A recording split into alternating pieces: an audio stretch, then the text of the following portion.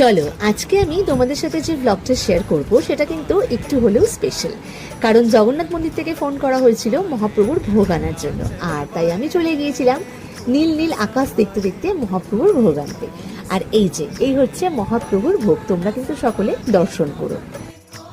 এরপরেই ছিল উল্টো রথ, তাই উল্টো রথের দিনকে সুন্দর করে সেজে নিয়েছিলাম, কারণ রথের শেষ দিন বলে কথা। আফটার অল আবার সেই একটা বছরের অপেক্ষা। আর তারপরে মেয়েকে সঙ্গে নিয়ে চলে গিয়েছিলাম একটু ফুল মালা মিষ্টি আনতে, কারণ জগন্নাথকে পরাবো আর রথ বের করব। আর আমাদের বাড়িতে যে রথ রয়েছে সেই রথটা আর কি মামার বাড়িতে পৌঁছে দেওয়ার জন্য আমরা সকলে রেডি হয়ে গিয়েছিলাম। আর তারপরে বিকেলবেলা মেয়েও একটু রথ টেনে নিয়েছিল। কি যে মন খারাপ লাগছিল সে আর কি বলবো।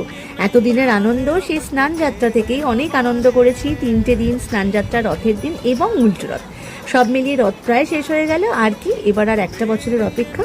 তোমরা সকলে কিন্তু জানিও রথের ব্লগগুলো তোমাদের কেমন লাগলো। তারপরে রথ আমরা মামার বাড়িতে পৌঁছে সেখান থেকে 3জনে মিলে চলে গিয়েছিলাম সোজা জগন্নাথ মন্দিরে জগন্নাথ দেবের দর্শন করতে।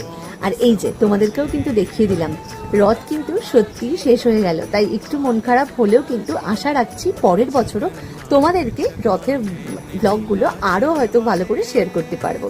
আর এই হচ্ছে প্রসাদ, তাই প্রসাদ নিয়ে সোজা চলে এলাম বাড়িতে। দেখা হচ্ছে নেক্সট ব্লগে, অবশ্যই কিন্তু জানিও কেমন লাগে। জয় জগন্নাথ।